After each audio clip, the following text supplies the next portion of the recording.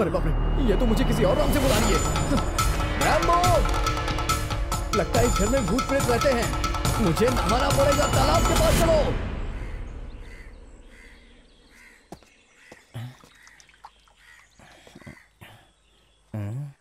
अरे तुम लोग ऐसे तालाब में क्या देख रहे हो? वो बाहर नहीं आ रहे। बाहर नहीं आ रहे?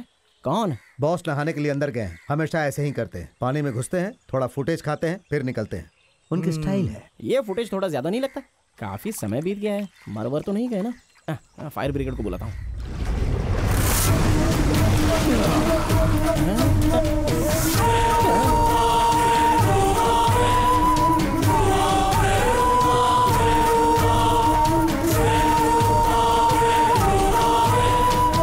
क्या हुआ वकील, मेरा पीछा कर रहे हो क्या, या फिर मुझे नहाते हुए देखने आए हो? मुझे आपको कुछ देना था इसलिए। जो कुछ भी देना है घर के बरामदे में दो।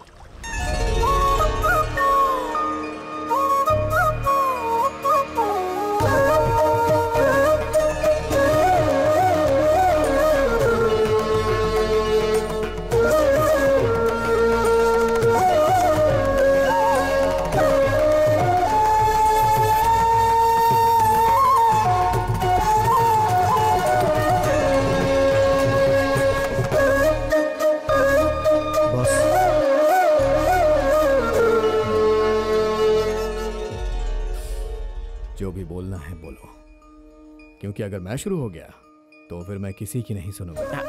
आपका रुतबा और आचरण देखकर लगता है कि आप में उन जमींदारों और सरदारों की सारी विशेषताएं हैं जिन्हें संगीत पसंद था। वैसे तो रोज ही आप पर मारपीट के कई केसेस दर्ज होते होंगे ना?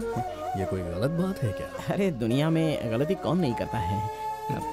आपको मुझे अपना पर्सनल वकील रखना चाहिए, मैं अच्छी पैरवी कर सकता हूँ।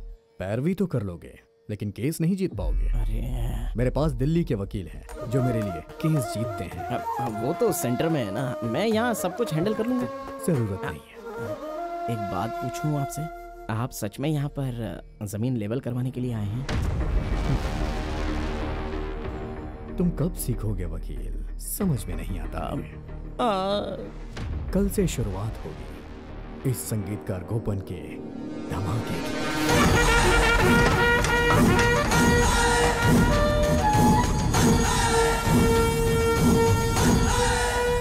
6 फीट चौड़ा और 6 फीट गहरा, फिर उसमें 6 फीट गैप होगा। खुदाई में जो भी रेत निकलेगी उसका इस्तेमाल होगा गैप भरने में, इससे उसकी ऊंचाई बढ़ जाएगी। तो समझ गया ना? समझ गया, ठीक है। हाँ बॉस, वो दामोदर जैसी भी अंदर नहीं लाने दे रहा है, उसकी जमीन से रास्ता गुजरता है।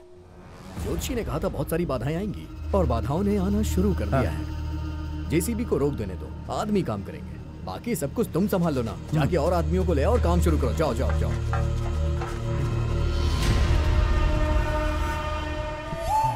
लगता है उसने कहा था कि वो जमीन की खुदाई करने जा रहा है। ऐसा करेगा तो उसे भुगतना पड़ेगा। रास्ता दो रुक्मणी की सवारी आई, आपका स्वागत है रुक्मणी जी, कहिए तो आपके रथ को धक्का लगाऊं मैं।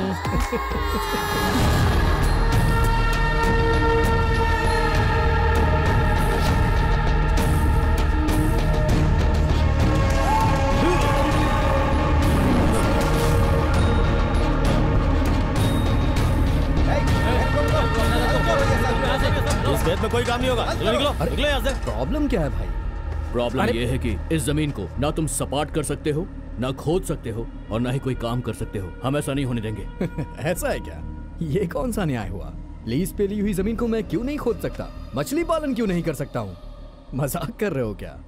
आपने तो परमिशन दिया ना, तो फिर ये किस तरह का न्याय हुआ? सुनो, हमने जो बोला है वो यहाँ का कानून है, इनमें से कोई भी तुम्हारे लिए काम नहीं करेगा।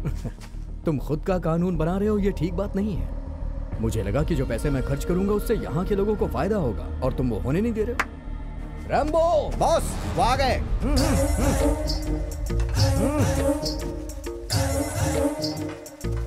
अतिथि देवो भव। ईमानदार, बहुत ही कुशल मजदूर हैं ये लोग। बंगाल की भूमि से आए हैं। बंगाल की भूमि से? वो कहाँ है? बंगाल में है। ओह। अरे भाइयों, चलो काम पे लग जाओ। उन्हें आप नहीं रोक सकते हैं, वो लोग मेहमान हैं और मेहमान को रोका नहीं जा सकता। आज तक इस जगह पे हमने किसी भी बंगाली को काम नहीं करने दिया। चलो। अरे बाप रे, उन्हें बंगाली मत बोलो भाई, गवर्नमेंट इन्हें माइग्रेट वर्कर्स कहके बुलाती है। अरे ये दूसरे राज्य के मजदूर हैं, अतिथि का अपमान नहीं करते बल्कि उनका सम्मान करके दिल में बसाते। सुनिए, आप लोग जाके अपना काम शुरू करिए। अरे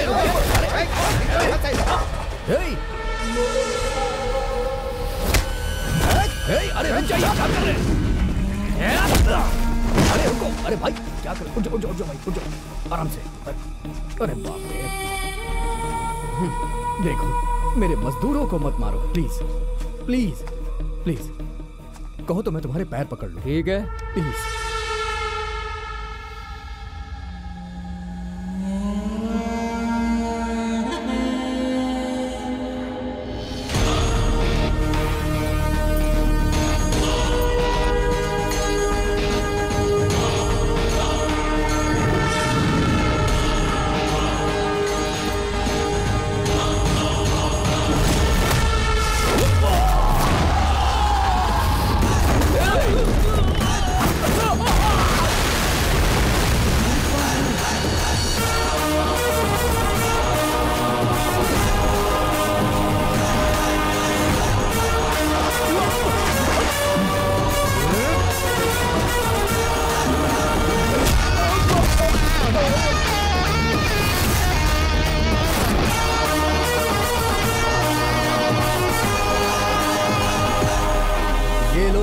अपनी रोजी रोटी कमाने आए हैं। अगर तुम में से किसी ने भी इन्हें छूने या कुछ कहने की भी हिम्मत की तो बहुत बुरा होगा।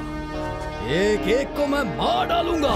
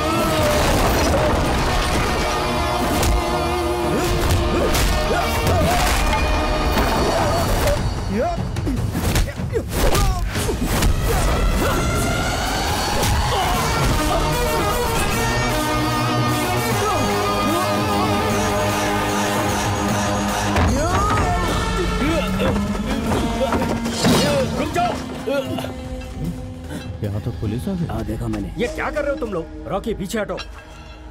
अय्यप्पन उसे नीचे रखो। सर फिल्म खत्म होने से पहले कैसे आ गए? तुम समझ नहीं। सर बेवकूफों, मेरी बात कान खोल के सुन लो। मेरा नाम संगीत सम्राट गोपन है। मैं संगीत सम्राट त्यागराज का शिष्य भी हूँ और वो फाइट मास्टर भी रह चुके हैं। अगर वो फाइट मास्टर वाला शिष्य बाहर आ गया तो फिर मैं गाना गाते हुए तुम लोग की ऐसी धुलाई करूंगा कि तुम लोग खुद को भी नहीं पहचान पाओगे। समझ गए ना? और यहाँ इतनी लाशें गिरेंगी कि हॉस्पिटल खोलना पड़ जाएगा, समझे? और जिसको बात नहीं समझ आई वो मेरा सामना करके देखे। बड़े आए काम रोकने वाले। सर क्या हुआ सर? मैं यहाँ इसलिए आया, आपको मेरे साथ चलना होगा। आपको आरडीओ के सामने हाजिर करने के ऑर्डर्स हैं। मतलब मैं चलूँ तो नहीं आएंगे? उस चुड़ैल के सामने? हाँ। मतलब उन्होंने अपनी दादागिरी दिखानी शुरू कर दी। चलिए चलता हूँ। आरडीओ बहुत गुस्से में है। वो औरत आरडीओ नहीं है सर, आरडीएक्स है। वो किसी दवा का नाम नहीं है। सॉरी, हम पहुंच। वो इंसान नहीं है सर। आरडीओ के लिए मेरे दिल में बहुत रिस्पेक्ट है, लेकिन वो इंसान नहीं है, राक्षसी है, राक्षसी। देखता हूँ वो मेरा मछली पालन कैसे रोकती है। खून की नदियाँ बहा दूंगा और वो नदी पार करके आपको वापस जाना होगा। पर मुझे तैरना नहीं आता। तैरना नहीं आता? तो फिर बोट की व्यवस्था करिए। हे भगवान, इस मुसीबत से बचाओ। इनका साथ देने से मेरी टोपी उतर जाएगी और नहीं दिया तो मेरा सिर ये तोड़ देंगे। बातें करना बंद करिए, मेरे साथ आइए। आता हूँ।